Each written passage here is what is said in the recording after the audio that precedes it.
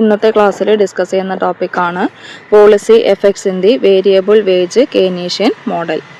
The effect of fiscal policy and monetary policy in the variable wage Keynesian model are examined in connection with an increase in government expenditures and an increase in money stock. കെയ്ൻസിൻ്റെ variable wage മോഡലിൽ fiscal പോളിസിയുടെയും അതുപോലെ monetary പോളിസിയുടെയും എഫക്റ്റിനെ കുറിച്ചാണ് ഇവിടെ discuss ചെയ്യുന്നത്. Fiscal policy എന്ന് പറയുമ്പോൾ government എക്സ്പെൻഡിച്ചറുമായിട്ട് ബന്ധപ്പെട്ടതാണ്. അതുപോലെ മോണിറ്ററി പോളിസി മണി സ്റ്റോക്ക് അല്ലെങ്കിൽ മണി സപ്ലൈയുമായി ബന്ധപ്പെട്ടതാണ്.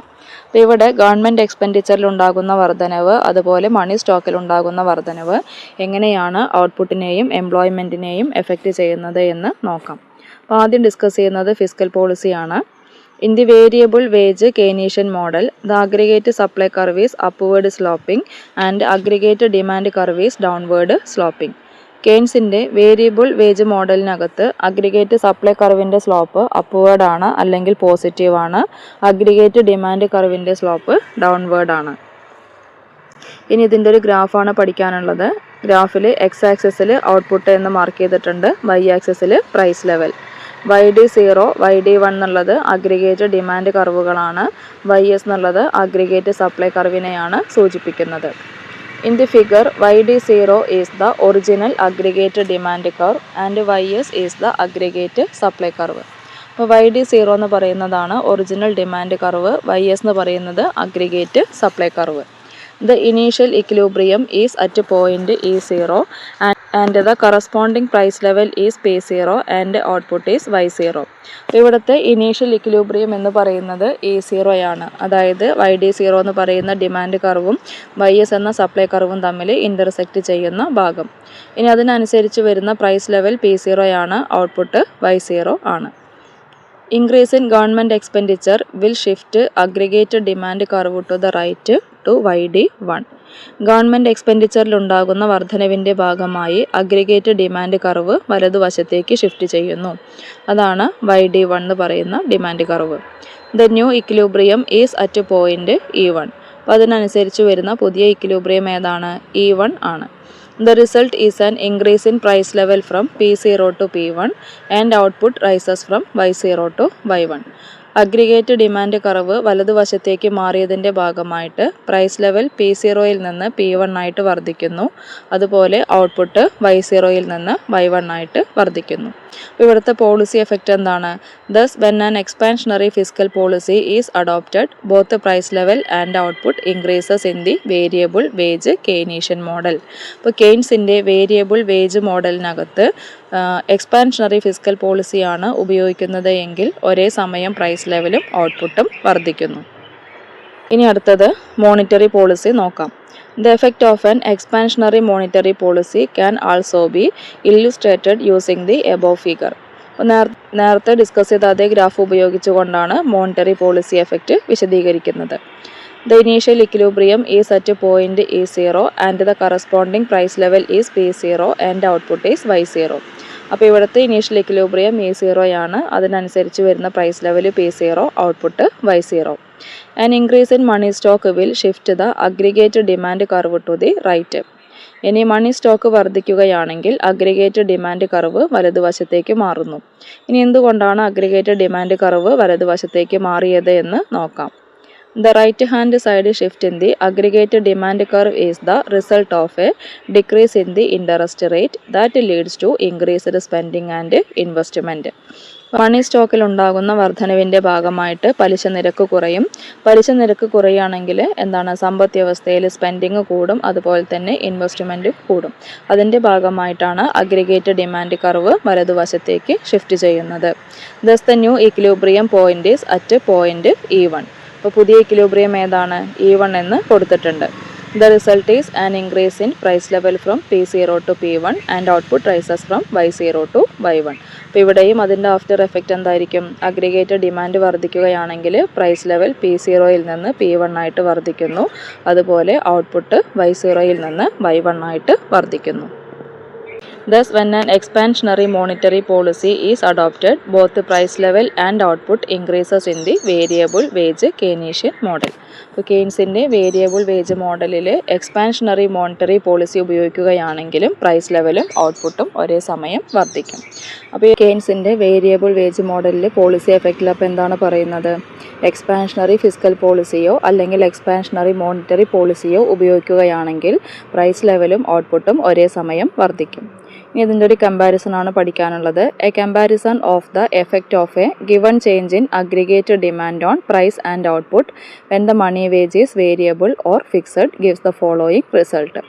അതായത് മണി വേജ് വേരിയബിൾ ആകുമ്പോഴും മണി വേജ് ഫിക്സഡ് ആകുമ്പോഴും അഗ്രിഗേറ്റ് ഡിമാൻഡിൽ ഉണ്ടാകുന്ന മാറ്റങ്ങൾ പ്രൈസിനെയും ഔട്ട്പുട്ടിനെയും എങ്ങനെയാണ് ബാധിക്കുന്നത്? When the money wage is variable, a given increase in aggregate demand leads to a smaller increase in output than the money wage is fixed. Money wage variable ആകുന്ന സമയത്ത് aggregate ഡിമാൻഡിലുണ്ടാകുന്ന വർധനവ് ഔട്ട്പുട്ടിലുണ്ടാക്കുന്ന വർധനവ് കുറവായിരിക്കും. അതായത് മണി വേജ് ഫിക്സഡ് ആകുമ്പോൾ ഉള്ളതിനേക്കാൾ ചെറിയൊരു വർധനവ് മാത്രമാണ് ഔട്ട്പുട്ടിൽ ഉണ്ടാവുകയുള്ളൂ. When the money wage is variable, a given increase in aggregate demand leads to a greater rise in the price level than when the money wage is fixed. അതുപോലെ മണി wage variable ആകുന്ന സമയത്ത് അഗ്രിഗേറ്റ് ഡിമാൻഡ് വർദ്ധിക്കുകയാണെങ്കിൽ price ലെവലിൽ ഉണ്ടാകുന്ന വർധനവ് കൂടുതലായിരിക്കും. അത് മണി wage fixed ആകുമ്പോൾ ഉള്ളതിനേക്കാൾ കൂടുതലായിട്ട് വർദ്ധിക്കും. അപ്പോൾ ഇത്രയാണ് ആ ഒരു ടോപ്പിക്കിൽ പഠിക്കാനുള്ളത്. അടുത്ത topic the effect of shift in the aggregate supply schedule. അപ്പോൾ നേരത്തെ പഠിച്ചത് അഗ്രിഗേറ്റ് ഡിമാൻഡ് കർവിൻ്റെ ഷിഫ്റ്റാണ്. ഇനി പഠിക്കാനുള്ളത് അഗ്രിഗേറ്റ് സപ്ലൈ കർവിൻ്റെ ഷിഫ്റ്റ്. അഗ്രിഗേറ്റ് സപ്ലൈ ഷിഫ്റ്റ് ചെയ്യുമ്പോൾ എങ്ങനെയാണ് ഔട്ട്പുട്ടിനെയും എംപ്ലോയ്മെൻറ്റിനെയും എഫക്റ്റ് ചെയ്യുന്നത്? The level of output and employment in Keynesian theory is determined by aggregate demand function and aggregate supply function. കെയ്ൻസിൻ്റെ തിയറിയിൽ ഔട്ട്പുട്ട്, എംപ്ലോയ്മെൻറ്റ് എന്നിവ നിർണ്ണയിക്കുന്നത് അഗ്രിഗേറ്റ് ഡിമാൻഡ് ഫംഗ്ഷനും അഗ്രിഗേറ്റ് സപ്ലൈ ഫംഗ്ഷനും ചേർന്നാണ്.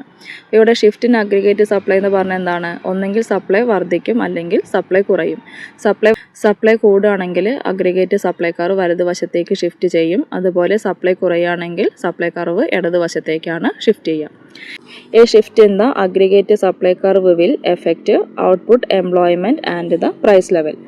അഗ്രിഗേറ്റ് സപ്ലൈ കർവിൽ ഉണ്ടാകുന്ന ഷിഫ്റ്റ് ഔട്ട്പുട്ടിനെയും എംപ്ലോയ്മെൻറ്റിനെയും പ്രൈസ് ലെവലിനെയും സ്വാധീനിക്കുന്നു. The effect of shift in the aggregate supply schedule is analysed with the following diagram. അപ്പോൾ നമുക്കിനി അതൊരു ഗ്രാഫ് ഉപയോഗിച്ചാണ് എക്സ്പ്ലെയിൻ ചെയ്യാനുള്ളത്. ഗ്രാഫിൽ എക്സ് ആക്സിസിൽ ഔട്ട്പുട്ട് എന്ന് മാർക്ക് ചെയ്തിട്ടുണ്ട്, വൈ ആക്സിസിൽ പ്രൈസ് ലെവൽ. ഇനി ഇവിടെ വൈ ഡി എന്ന് പറയുന്നത് അഗ്രിഗേറ്റ് ഡിമാൻഡ് കർവാണ്. YS0, YS1, YS2 aggregate supply കർവാണ്. The level of output Y0 is determined by the intersection of the aggregate demand curve YD and aggregate supply curve YS0. Y0 എന്നുള്ള output എങ്ങനെയാണ് നിർണ്ണയിക്കപ്പെടുന്നത്? YD എന്ന aggregate demand കർവും YS0 എന്ന aggregate supply കർവും തമ്മിലുള്ള ഇൻ്റർസെക്ഷനിലൂടെ ആണ്. Output Y0 ആകുന്ന സമയത്ത് price level P0 ആയിരിക്കും. ഇനി അഗ്രിഗേറ്റ് സപ്ലൈ കുറഞ്ഞു എന്ന് വിചാരിക്കുക. അഗ്രിഗേറ്റ് സപ്ലൈ കുറയുകയാണെങ്കിൽ സപ്ലൈ കർവ് ഇടതുവശത്തേക്ക് ഷിഫ്റ്റ് ചെയ്യും. അതായത് പുതിയ സപ്ലൈ കർവാണ് YS1. YS1 സപ്ലൈ കർവും YD എന്നുള്ള ഡിമാൻഡ് കർവും അടുത്തൊരു പോയിന്റിൽ കൂട്ടിമുട്ടുന്നു. അതിൻ്റെ ഭാഗമായിട്ട് പ്രൈസ് ലെവൽ P1 ആയിട്ട് വർദ്ധിക്കുന്നു. പക്ഷേ ഔട്ട്പുട്ട് Y1 ആയിട്ട് കുറയുന്നു. അതുപോലെ വീണ്ടും സപ്ലൈ കുറയുകയാണെങ്കിൽ സപ്ലൈ കർവ് വീണ്ടും ഇടതുവശത്തേക്ക് മാറും. അതായത് പുതിയ സപ്ലൈ കർവ് YS2 എന്ന് മാർക്ക് ചെയ്യാം. അപ്പോൾ അതിനനുസരിച്ച് വരുന്ന പ്രൈസ് ലെവൽ P2 ആയിട്ട് വർദ്ധിക്കുന്നു, ഔട്ട്പുട്ട് Y2 ആയിട്ട് കുറയുന്നു. ഇതിൻ്റെ കൺക്ലൂഷൻ എന്താണെന്ന് നോക്കാം. Thus, shift in the aggregate supply curve to the left would result in price increases associated with the decline in output. അതായത് അഗ്രിഗേറ്റ് ഡിമാൻഡ് കർവിൽ മാറ്റമില്ലാതിരിക്കുമ്പോൾ അഗ്രിഗേറ്റ് സപ്ലൈ കർവ് ഇടതുവശത്തേക്ക് ഷിഫ്റ്റ് ചെയ്യുകയാണെങ്കിൽ പ്രൈസ് കൂടുകയും ഔട്ട്പുട്ട് കുറയുകയും ചെയ്യുന്നു. ഇനി ഈ ഒരു മൊഡ്യൂളിലെ ലാസ്റ്റ് ടോപ്പിക്കാണ് factors that shift the aggregate supply schedule. Aggregate supply ഷെഡ്യൂളിൽ ഷിഫ്റ്റ് ഉണ്ടാക്കുന്ന ഘടകങ്ങൾ ഏതൊക്കെയാണ്? അതായത് അഗ്രിഗേറ്റ് സപ്ലൈ കുറയാനും കൂടാനുമുള്ള ഘടകങ്ങൾ ഏതൊക്കെയാണ്? പ്രധാനമായും 4 പോയിന്റുകളാണ് പഠിക്കാനുള്ളത്. Input prices, productivity, price expectation, supply shocks. ഇനി നമുക്ക് ഓരോ പോയിന്റും നോക്കാം. ഒന്നാമത്തെയാണ് ഇൻപുട്ട് പ്രൈസസ്. ഇൻപുട്ട് എന്ന് പറഞ്ഞാൽ എന്താണ്? ഒരു വസ്തു ഒരു വസ്തു നിർമ്മിക്കാൻ ആവശ്യമായ മറ്റ് വിഭവങ്ങളെയാണ് ഇൻപുട്ട് എന്ന് പറയുന്നത്. അപ്പോൾ ഇൻപുട്ട് പ്രൈസിലുണ്ടാകുന്ന മാറ്റങ്ങൾ എങ്ങനെയാണ് സപ്ലൈനെ സ്വാധീനിക്കുന്നത് എന്ന് നോക്കാം.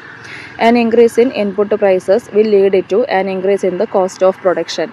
ഇൻപുട്ടിൻ്റെ പ്രൈസ് വർദ്ധിക്കുകയാണെങ്കിൽ ഉൽപ്പാദന ചെലവ് അഥവാ കോസ്റ്റ് ഓഫ് പ്രൊഡക്ഷൻ വർദ്ധിക്കുന്നു. The result is a shift in the aggregate supply function to the left. അപ്പോൾ ഇവിടെ സപ്ലൈ കുറയാണ് ചെയ്യുക, അതിൻ്റെ ഭാഗമായിട്ട് അഗ്രിഗേറ്റ് സപ്ലൈ ഫംഗ്ഷൻ ഇടതുവശത്തേക്ക് ഷിഫ്റ്റ് ചെയ്യും. On the contrary, a fall in input prices will shift the aggregate supply function to the right.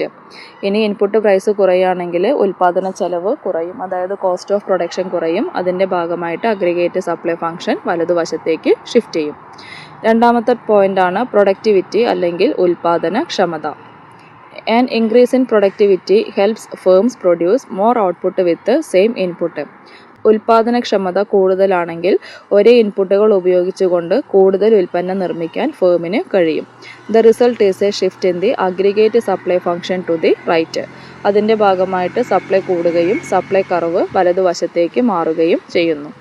On the contrary, a decrease in productivity will shift the aggregate supply function to the left. ഇനി productivity കുറവാണെങ്കിൽ എന്തായിരിക്കും? Supply കുറയും. Supply കുറയുകയാണെങ്കിൽ supply curve ഇടതുവശത്തേക്ക് shift ചെയ്യും. മൂന്നാമത്തെ പോയിൻ്റാണ് price expectations. If the firm expect higher future prices, they will reduce current supply, leading to a left-hand side shift in the aggregate supply function. ഒരു firm വിചാരിക്കുകയാണ് അവരുടെ പ്രോഡക്റ്റിന് ഭാവിയിൽ പ്രൈസ് കൂടും. ഭാവിയിൽ പ്രൈസ് കൂടുന്നുള്ളൊരു എക്സ്പെക്റ്റേഷൻ വരികയാണെങ്കിൽ അവരെന്താ ചെയ്യുക? കറണ്ട് സപ്ലൈ കുറയ്ക്കും. നിലവിലുള്ള സാധനങ്ങൾ വിൽക്കുന്നത് കുറയ്ക്കും. അങ്ങനെ കുറയ്ക്കുകയാണെങ്കിൽ സപ്ലൈ കുറയാണ് ചെയ്യുന്നത്. സപ്ലൈ കർവ് ഇടതുവശത്തേക്ക് ഷിഫ്റ്റ് ചെയ്യും. On the contrary, if the firm expect lower future prices, they will increase current supply, leading to a right-hand side shift in the aggregate supply function. ഇനി ഫേം എന്താണ് expect ചെയ്യുന്നത്? ഫ്യൂച്ചറിൽ സാധനങ്ങളുടെ വില കുറയും. അങ്ങനെയാണെങ്കിൽ കറണ്ട് പ്രൈസിൽ സാധനങ്ങൾ കൂടുതൽ വിൽക്കാൻ തയ്യാറാവും. അതായത് കറണ്ട് സപ്ലൈ കൂട്ടും. കറണ്ട് സപ്ലൈ കൂട്ടുകയാണെങ്കിൽ അഗ്രിഗേറ്റ് സപ്ലൈ കർവ് റൈറ്റിലേക്ക് ഷിഫ്റ്റ് ചെയ്യും. നാലാമത്തെയാണ് സപ്ലൈ ഷോക്ക്. എന്താണ് supply shock? Supply shocks are unexpected events that effect the availability of resources used in production. പ്രൊഡക്ഷനിൽ ഉപയോഗിക്കുന്ന വിഭവങ്ങളുടെ ലഭ്യതയെ സ്വാധീനിക്കുന്ന അപ്രതീക്ഷിതമായ ഈവൻറ്റുകളെയാണ് സപ്ലൈ ഷോക്സ് എന്ന് പറയുന്നത്. അപ്പോൾ ഈ സപ്ലൈ ഷോക്ക് എന്ന് പറയുന്നത് നെഗറ്റീവ് ഉണ്ടായിരിക്കും, പോസിറ്റീവ് ഉണ്ടായിരിക്കും. അപ്പോൾ അതെങ്ങനെയാണെന്നുള്ളത് നോക്കാം. Negative supply shocks in the form of war, oil embargo or natural disaster will reduce the quantity of resources that can be used in production. പിന്നെ യുദ്ധം, ഓയിൽ എംബാർഗോ, നാച്ചുറൽ ഡിസാസ്റ്റർ പോലെയുള്ള negative supply ഷോക്കുകൾ പ്രൊഡക്ഷനിൽ ഉപയോഗിക്കുന്ന റിസോഴ്സസിൻ്റെ അളവ് കുറയ്ക്കുകയാണ് ചെയ്യുക. Petroleum ഉൽപ്പന്നങ്ങളുടെ ഇറക്കുമതിക്ക് നിരോധനം ഏർപ്പെടുത്തുന്നതിനെയാണ് ഓയിൽ എംബാർഗോ എന്ന് പറയുന്നത്. അപ്പോൾ നമ്മൾ ഫേസ് ചെയ്യുന്നൊരു സാഹചര്യം ശരിക്കും ഓയിൽ എംബാർഗോ ആണ്. കാരണം ഇറാനും അമേരിക്കയും തമ്മിൽ യുദ്ധം നടക്കുന്നുണ്ട്. അപ്പോൾ അതിൻ്റെ ഭാഗമായിട്ട് നമുക്ക് ഇങ്ങോട്ട് എന്ത് ചെയ്യാൻ പറ്റുന്നില്ല? പെട്രോളിയം ഉൽപ്പന്നങ്ങൾ ഇറക്കുമതി ചെയ്യാൻ കഴിയുന്നില്ല. The result is a shift in the aggregate supply function to the left. അപ്പോൾ അതിൻ്റെ ഭാഗമായിട്ട് അഗ്രിഗേറ്റ് സപ്ലൈ കുറയുകയും സപ്ലൈ കർവ് ഇടതുവശത്തേക്ക് മാറുകയും ചെയ്യുന്നു. A positive supply shock in the form of discovery of new resources is likely to result in a shift in the aggregate supply function to the right. ഇനി positive supply ഷോക്കിന് ഉദാഹരണം എന്താണ്? പുതിയ വിഭവങ്ങൾ കണ്ടെത്തുന്നത്. ഇപ്പോൾ നമുക്കറിയാം ഗോൾഡ് അതുപോലെയുള്ള മെറ്റൽസ് ഒക്കെ എന്താണ് നമ്മുടെ ഭൂമിയിൽ വളരെ പരിമിതമാണ്. ഇപ്പോൾ പെട്രോളിയം ആണെങ്കിലും വളരെ പരിമിതമാണ്. അപ്പോൾ അതിൻ്റെയൊക്കെ പുതിയ സ്റ്റോക്ക് കണ്ടെത്തുന്നത് ഒരു പോസിറ്റീവ് സപ്ലൈ ഷോക്കായിട്ടാണ് പറയുന്നത്. അപ്പോൾ അത്തരത്തിൽ പുതിയ വിഭവങ്ങൾ കണ്ടെത്തുന്നത് സപ്ലൈ കർവിനെ വലതുവശത്തേക്ക് ഷിഫ്റ്റ് ചെയ്യുന്നതിന് കാരണമാകുന്നു. അപ്പോൾ ഇത്രയാണ് നമുക്ക് നാലാമത്തെ മൊഡ്യൂളിൽ പഠിക്കാനുള്ളത്.